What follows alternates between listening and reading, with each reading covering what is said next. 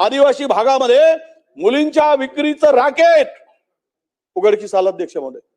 मुंबईत मध्ये यामध्ये पालघर, वाडा, मोकाडा, तलासरी, भिवंडी भागात आदिवासी मुलींच्या विक्रीचं रॅकेट काल परवा आम्ही आज पाहिलंय G24 मध्ये चॅनलवर पूर्ण सविस्तर ही माहिती.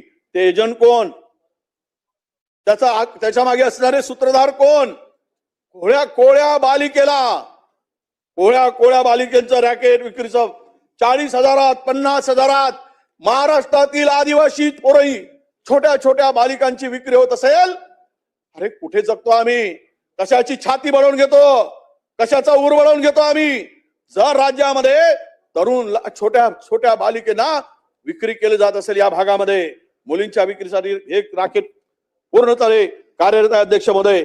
दलाले, वीट भट्टी मालक असतील, दुकानदार, टेलर आपण पाहिलं अध्यक्ष महोदय. मागच्या 2 वर्षापूर्वी यवतमाळ जिल्ह्यातील पाड्यावर, बंजाराच्या पाड्यावर कोळ्या पोरींचं कशा प्रकारे शोषण केलं जात होतं. काय कुठे आहे गरिबी, श्रीमंती, कुठे विकास? त्या भागातली गरिबी पाहिल्यानंतर छोट्या छोट्या मुली या नराधमांच्या बळी का पडल्या? केवळ कानातील रिंगामुळे, नाकाच्या नथनीमुळे, पावडरमुळे, लिपस्टिकमुळे, ड्रेसमुळे, वेणीमध्ये घालतात त्या पिनामुळे एवढ्याच ते मिळालं आणि त्या पोरीचं शोषण केलं गेलं. ही विदारक चित्र महाराष्ट्रामध्ये आहे अध्यक्ष महोदय. म्हणून आपल्याला विनंती आहे माझी की आपण हात जोडून विनंती अध्यक्ष महोदय, सरकारला यातून सद्बुद्धी मिळाली पाहिजे. आदिवासी मुलींचं, या मुली हेरले जातात. या एक साखळी आहे, पहिली साखळी मुली खरेदी करणाऱ्यांच्या संपर्कात येते. दुसरी साखळी विक्री योग्य मुली तपासलं जातं आणि पहिल्या साखळीत असलेला मुख्य दलाल असतानाच त्याला मोठी रक्कम मिळते आणि दुसऱ्या साखळीतले बहुतांश दलाल हे आदिवासी समाजातील तरुणांना हेरलं जातं. बेरोजगारीमुळे, त्यांच्या हाताला काम नसल्यामुळे, त्यांच्या हाताला कुठेही रोजगार नसल्यामुळे या स्वतःच्या समाजाच्या पोरींना उद्ध्वस्त करण्याचं पाप त्या तरुणांना करावं लागतं. आणि तरी पण सरकारचं लक्ष जात नसेल तरी फार मोठं दुर्दैव आहे अध्यक्ष महोदय. या किमान मुलींना 2 वेळा खाण्यापिण्याची सोय नाही, काबाड कष्ट करून शाळा सोडलेल्या मुली, कामगार असणाऱ्या आदिवासी मुली यांचं आयुष्य उद्ध्वस्त करण्याचं काम वाडा, भिवंडी या परिसरामध्ये अध्यक्ष महोदय केलं जात आहे. मला वाटतं की आपण यामध्ये खरंच लक्ष घालण्याची आवश्यकता आहे. उपोषण तर आहेत, पण आपल्याला एक सांगतो, पुण्यामध्ये दादा आदिवासी मुलींच्या वसतिगृहामध्ये मुली ज्यावेळेस सुट्टी जातात, घरी जातात, परत मुली आले की त्या मुलींची UTR टेस्ट केली जाते अध्यक्ष, म्हणजे प्रेग्नन्सी टेस्ट केली जाते आणि त्याशिवाय त्या मुलींना प्रवेश दिला जात नाही. त्या मुली घरी जातात म्हणजे वाईट काम करायसाठी जातात आदिवासी मुली. काय चाललंय? आदिवासी मुलींच्या संदर्भात इतकं संवेदनशील झालो आम्ही, आमच्या संवेदना संपल्या आहेत. त्या आदिवासी विभागामधून मुली सुट्टीमध्ये गेल्या की आल्याबरोबर UTR टेस्ट करते जातात, कपडे उतरवले जातात, त्या मुलींना छेडखानी केल्यासारखा किळसवाणा प्रकार. त्याचा रिपोर्ट आहे, मी पाठवतो आपल्याकडे अध्यक्ष महोदय. UTR टेस्ट केल्याचा रिपोर्ट पाठवतो. साहेब दादा, तुमच्या पुण्यातली घटना ही महाराष्ट्रामध्ये अनेक वसतिगृहामध्ये शासकीय घडत असेल, पण ते पुण्यातलं प्रकरण समोर आलं, हे अत्यंत वेदनादायक आहे. म्हणून आपल्याला माझी विनंती आहे की यामध्ये आपण नक्कीच या UPT टेस्ट जी आहे ती केली, जी आहे ती युरिन जे आपला जी टेस्ट आहे त्याचा पुरावा आहे अध्यक्ष महोदय. हे UPT टेस्ट, युरिन प्रेग्नन्सी टेस्टची हे माझ्याकडे रिपोर्ट आहे, त्याच ठिकाणी केले गेलेले हा रिपोर्ट आहे, फार गंभीर आहे. आणि म्हणून साहेब, आमच्या दादांना सांगू द्या, पुण्यातली घटना आहे, तुम्ही मग काम करा जरा. आम्ही विरोधी पक्ष बोलतो, आम्हाला थोडासा हे ज्या वेदना आहेत ना मांडू द्या. साहेब विदर्भातलं तुम्ही आहात म्हणून जरा सांगतो, काम होईल ना, दादांना जाऊन काम करा ना तिकडे. दादा काम करणारेच आहेत, तिथे बसले काय, इथे बसले काय. म्हणून तुम्हाला विनंती आहे अध्यक्ष महोदया, हा रिपोर्ट आहे, हा अत्यंत गंभीर रिपोर्ट आहे, फार सिरियस आहे. हे कोणाच्या कुठल्या नियमात आहे असं ही टेस्ट करून घेणं, हे UPT टेस्ट करणं कुठल्या नियमात आहे, कुठल्या कायद्यात आहे? माझी मागणी आहे, ही टेस्ट करणारे जे कोणी अधिकारी असतील त्या हॉस्टेलचे, कोणाचा आदेश आहे त्याच्यावर कारवाई झाली पाहिजे, त्याचं उत्तर सरकारकडून मिळालं पाहिजे. त्या कोळ्या पोरी शिकायला येतात आणि त्यांना या पद्धतीनं सामोरं जावं लागतं. म्हणून म्हणतो आपल्याला अध्यक्ष महोदया की आपल्याला विनंती आहे, या संदर्भात सुद्धा चौकशी होण्याची आवश्यकता आहे. उपोषणाने तर आणि या ठिकाणी खरं म्हणजे SIT दादा आपण स्थापन करून हे सगळे प्रकरणाची चौकशी केली पाहिजे. फार सगळ्या आदिवासी मध्ये मुलींच्या मध्ये या आश्रमशाळामध्ये स्थापन करा आणि असे प्रकार पुन्हा होता कामा नयेत. जो दोषी असेल त्याच्यावर कार्यवाही करण्याची आवश्यकता आहे अध्यक्ष महोदय. म्हणून मला आपल्याला विनंती करायची की सरकारने याच्याकडे गांभीर्याने घेतलं पाहिजे. कारण आजही बेरोजगार हैदराबाद, बेंगलोर, पुणे, मुंबईला जातोय. विदर्भात रोजगाराच्या तरुणांच्या हाताला, सुशिक्षित बेरोजगाराला, इंजिनियरला कुठलाच काम नाही. MBA झालेले पोरं कुठलाच हाताला काम नाही. नोकरीच्या शोधात तिकडे जावं लागतं. हे आमचं यश आहे. हे आम्ही विदर्भाने मिळवलं आहे.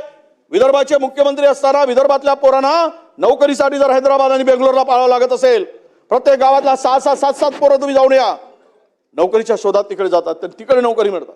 हैदराबादला, बेंगलोरला, नोएडाला, पुण्याला, मुंबईला, गुजरातला जावं लागत आहे. कारण गुजरातमध्ये उद्योग पळालेत आमचे. आणि म्हणून या ठिकाणी या उद्योगासाठी तुम्ही जर सबसिडी दिली, म्यान सारखा नॅशनल प्रोजेक्ट औद्योगिक केंद्र ओसाड पडलाय, तिथे येऊ शकत नाहीत उद्योग. घोषणा होतात ह्या प्रमुख 45,000 कोटीची देणार, ते 30,000 कोटीची गुंतवणूक करतायत. प्रत्यक्षात काहीच येत नाही, काही मिळत नाही. आणि म्हणून आपल्याला विनंती आहे की उद्योगांना मोठ्या प्रमाणात सबसिडी देऊन इलेक्ट्रिक बिलामध्ये कपात द्या. जे गुजरात सरकारने केलं होतं ते तुम्ही करा ना. नाव घेतो ना आम्ही गुजरातचा, पण ती सबसिडी इलेक्ट्रिकमध्ये दिली पाहिजेत. संत्रा आहे, मोसंबी आहे, यावर प्रक्रिया प्रकल्प एक रामदेव बाबांनी सुरू केला. तो कधी सुरू होतो माहित नाही, काही प्रमाणात त्याची टेस्टिंग झाली. रामदेव बाबा काय नाही, संत्रा आहे, संत्र्याच्या सालही काढून त्याच्यावर काही करणार आहे म्हणे, पैसे कमवणार आहे म्हणे. कमवू देत, पण आमच्या शेतकऱ्याला तर फायदा होईल. कमवू द्या, साल विका, साल काढा, करू देत. बाकीचं सारखं आहे, याला मार्केटची हमी आहे का? आमच्याकडे बांगलादेशमध्ये संत्रा मी जाऊन पाहून आलो. माहित आहे राणा, तुम्ही त्यांचे सोबती आहात रामदेव बाबांचे. अरे बाबा मी जाऊन आलो, पाहून आलो, ते सांगतो मी. हां अध्यक्ष महोदया, संत्रा आहे, आमचा मोसंबी आहे, यावर याला हमी, मार्केटची हमी तर मिळाली पाहिजे. कुठे आहे याला? सरकारने व्यवस्था करून दिली पाहिजे. बांगलादेशामध्ये जो निर्यात टॅक्स लागतो त्याच्यावर कुठेतरी केलं पाहिजे, त्या संदर्भात केलं पाहिजे. विदर्भातील किल्ले आहेत आमचे, त्या किल्ल्याच्या संवर्धनाच्या संदर्भात काय भूमिका आहे? हा याला इतिहास आहे, गोंडराजाचा इतिहास आहे, भोसलेकालीन इतिहास आहे, प्रचंड मोठा इतिहास आहे. माणिकगड, वैरागड, गाविलगड, नरसाळा, चंद्रपूर या किल्ल्याच्या संवर्धनासाठी द्या ना पैसे. आपण देतोच, छत्रपती शिवरायांच्या किल्ल्यासाठी देतो. गोंडराज्यातील अनेक जण लढलेत, इंग्रजाविरुद्ध लढलेत, भोसले घराणे लढलेत. यासाठी या किल्ल्याचं संवर्धन करा. आणि आम्ही सत्तेत होतो त्यावेळेस इकडून फार आवाज यायचा विदर्भ वैधानिक मंडळासाठी. आज जोरात, आता काय झोपले काय? कुठे आहे विदर्भ वैधानिक मंडळ? कुठे आहे निधीचा समतोल वाटप? कुठे आहे बॅकलॉग? कुठे आहे निकटर कमिटीचा निर्देश? या सगळ्यामध्ये जर पाहिलं अध्यक्ष महोदय, तर यामध्ये आमचं म्हणणं आहे की वैधानिक विकास मंडळाला, आता तुमची सत्ता दिल्लीत आहे, महाराष्ट्रात आहे, या वैधानिक मंडळाला परमिशन द्या. तेव्हा आम्हाला कळेल आम्ही नेमकं कुठे आहोत. कुठे आहे आमचा आदिवासी माणूस, कुठे आहे ओबीसी, दलित, भटक्या, बहुजन समाज विदर्भातला, त्याच्या वेता दूर होत नसतील तर मग उपयोग काय?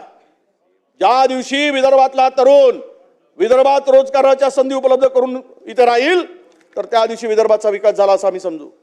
नाहीतर मी म्हणालो त्याप्रमाणे या बहुजन समाजाला, ओबीसी समाजाला वेटीस धरून जी काही मक्तेदारी, जी काही दादागिरी, निधी पळवण्यामध्ये असमानता, यामध्ये आम्हाला उत्तर मिळणार नाही आणि आमचं समाधान होणार नाही, आमच्या वाट्याचं मिळणार नाही.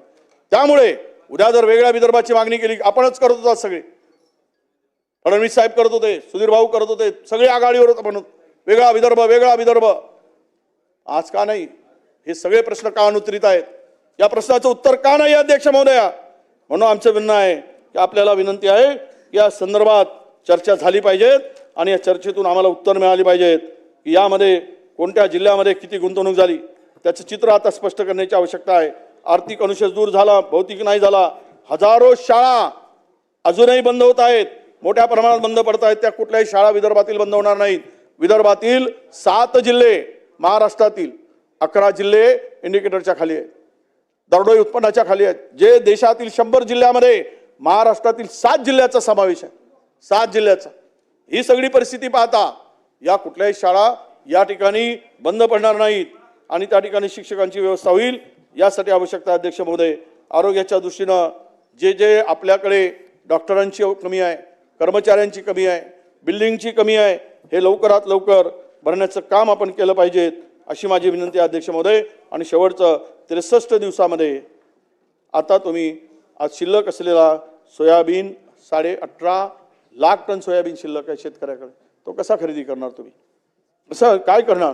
प्रस्तावित 355 केंद्र आहेत, 190 सुरू झालेत. 2026 पर्यंतची मुदत आहे. याला फरवरी जवळच आलो आपण महिन्याभरात, आणि रिजेक्ट करणं सुरू झालं आहे. यावर पुन्हा आपण मार्ग काढून जावं अशी माझी विनंती आहे अध्यक्ष महोदय. विनंती आहे पुन्हा पश्चिम विदर्भामध्ये एकच काढून जा आणि सांगून जा 2014 ते 2025 किती प्रकल्प सिंचनाची तुम्ही सुरुवात केली, किती पूर्ण झालेत, कुठल्या स्टेजला आहेत, किती खर्च येणार आहे. तुमच्या कालावधीमध्ये स्टार्ट टू एंड एक तरी प्रकल्पाचं नाव घेऊन जा, म्हणजे आम्हाला कळेल की विदर्भातील तुम्ही या 10-11 वर्षामध्ये एक मोठा सिंचन प्रकल्प मानला. खर्च होत आहे, तुम्ही सांगत होतात की खर्च कसा वाढतो, बॅकलॉग कसा वाढतो, प्रकल्प का वेळेत पूर्ण होत नाही. 11-11 वर्ष झाली, 12-12 वर्ष झाली, एकही सिंचनाचा प्रकल्प पूर्ण झाला नाही. तुम्ही सुरू केलेला प्रकल्प पूर्ण करू शकला नाहीत.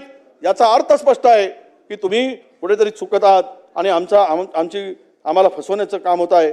आणि म्हणून या संदर्भात सरकारची भूमिका स्पष्ट होण्याची आवश्यकता आहे अध्यक्ष महोदय. शेतकऱ्यांच्या झालेल्या आत्महत्या, शेतकऱ्याची एकूण परिस्थिती, हे सगळं पाहता माजी मालगुजारी तलावांचं गाळ काढणं असेल, त्याची सिंचन क्षमता वाढवणं असेल, या सगळ्याचं उत्तर मला मिळेल अशी मी माननीय मुख्यमंत्री महोदयाकडून, सरकारकडून अपेक्षा करतो. आणि मी जे जे मुद्दे या ठिकाणी उपस्थित केलेत त्या सर्व मुद्द्यांचं उत्तर मिळेल. आणि विदर्भाला जाताना किमान सोयाबीन आणि धान उत्पादक शेतकऱ्यांची काळजी घेऊन त्यांना तेवढी तरी मदत करून आपण जावं.